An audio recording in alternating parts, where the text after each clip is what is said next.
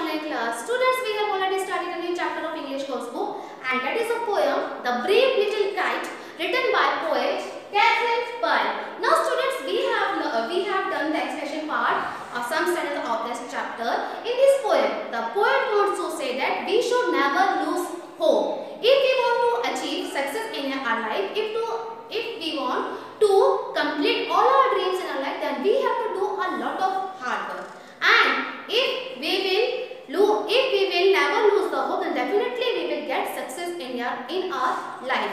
And if suppose for the first time we will not get success in our achievements, in our dreams, in our aims and desires, then we should never lose hope. We should try again, and we should do a lot of hard work to get success in our life. And definitely, if we will try and try again, then definitely one day we will get success and complete all our wishes, all our aims, all our desires. This poem reminds one another poem of English, that is Try, Try Again. In that poem, the poet tells that we should never lose hope. Whatever the dreams are there in your life, whatever the achievements and aims are there in your life, and that aims and achievements, if you want to get in your life, then you have to do a lot of hard work, and you should never lose hope. In this poem, the two kites were there, the big kite and the small kite. The big kite, who was thoroughly enjoyed, and that kite had a great enthusiasm.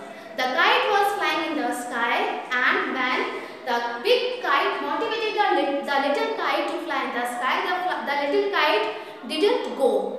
He had a fear in the mind that if he would go in the sky, then he would definitely fall down. And that's why the little kite was not going in the sky to fly. When the big kite motivated the little kite again and again, and when the big kite saw that the kite was not going in the sky to fly, then the big kite said goodbye to the little kite, and then afterwards the big kite went to the sky to fly high in the sky. Now, after some time, the little kite got motivated by the big kite, and then the little kite started to fly in the sky. At first, he had a fear, okay, and the big kite was taking, the little kite was taking rounds and rounds. The rapid movements were there because he had afraid. But slowly, the little kite went high in the sky, and at that time, he had no fear in his mind. Now, the kite was flying in the sky, and the little kite reached at that point where the other kites were flying high in the sky. And at that point, the big kite was also there, and the big kite was flying in the sky. And when the big kite saw that the little kite came there, that time the big kite was very happy to see that little kite now was fear-free, and the little kite was also flying in the sky. Now then, what will happen? Now we will read in the upcoming stanzas. So the next stanza we have. Then how the little kite chilled with fright, as he sailed with the big kite side by side, while far below he could see the ground and the boys like small spots moving around. They rested high in the quiet air, and only the birds and clouds were there. Oh, how happy I am, the little kite said, and because I was brave and tried. So, first of all, we go to the explanation part of the fourth stanza. Then how the little kite filled with pride. Now the little kite was very excited, because the little kite was now enjoying the flying in the sky, and the little kite was very enjoying, and he had a pride in his mind that I can also fly at now. He flew, whatever the fear factors were there in the mind of little kite, they all have gone now. As he sailed with the big kite side by side. Now they both, the little kite and the big kite, they both were flying in the sky side by side, while far below, now he could see the ground. Now when they both were flying in the they can see the ground, and the ground was looking very small. And the boys were there, the children were there, the girls were there, whatever things were there on the ground, they were looking too small. How they are looking? They were looking like the spots. These are the spots. So in the same manner, the boys and girls, whatever things were there on the ground, they were looking like the small things. The big river, the big grounds were looking very small in size from the sky. Next stanza. They rested high in the quiet air. Now, when the kites were there in the sky, they both stayed there in the sky.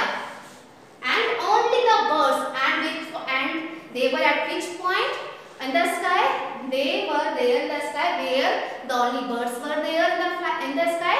The birds were flying in the sky, and the clouds were there in the sky. So at that point, these kites reached. Oh, how happy I am! Who is I here? The little kite. The little kite was very happy. Little kite was very excited. Because whatever the fears were there in the mind, they all have gone. Now the little kite, he was enjoying the flying. The little kite said, and why was he happy now? Because he listened the big kite advice. Whatever the things the big kite said to him, he listened all the things and followed and tried and never lose the hope. All because I was brave. I had the courage to fly in the sky, and I never lose the hope. That is why it happened now, and now because of that only I am very happy now, and I am enjoying the flying in the sky. And tried. And why all these things possible? Because of the braveness of the little girl, and because of the thing that the kite has tried. That's why it was possible. Okay, students. So I hope this poem is clear to you. We can do the rhyming words also of this poem. Now see, to identify the rhyming words, first of all we will look at the last words of the stanza. The first word is kite and second word is side. Pride, side, are they rhyming? Yes, they both are rhyming. So pride and side. Now next word we have ground, around. They both are rhyming, students. Ground, around. Next we have air. Air, there. Air, there. Air, there. They both are rhyming to each other. And the last one is cried, tried. Cried, tried. Yes, they both are also rhyming to each other. Students, the rhyme scheme of this poem we have already done in the first expression part of the poem. Now, with these lines also we can easily identify. We can take any stanza of the poem to identify the rhyme scheme of the poem. Suppose, if I want to know the rhyme scheme of this poem with the help of this last stanza, then also I can easily identify. How? Suppose this is the word air, I will write here A, because the first word, now air, there. Are they rhyming? Air and there. There is also rhyming to the air. So I will give the same alphabet to the second word. A. Okay. Now third word is cried. That is totally different. The sound is totally different with these words. So here, this is the new word. So here, I will give letter B to this word. Okay. Letter B now. Now cried, and the fourth word is tried. So cried and tried, they both are rhyming to each other. So whatever the word, the alphabet I have given to the third word, that will come here also. So A. So this is alphabet B. So now in this panel, we got the rhyme scheme of this poem. What is the rhyme scheme? A, B, B. Okay, students. So in this manner, we can easily get the rhyme scheme of the poem with the help of any stanza. The main thing is to identify the rhyming words, and then on the basis of rhyming words only we can easily identify the rhyme scheme of any poem. So students, that's all in today's lesson.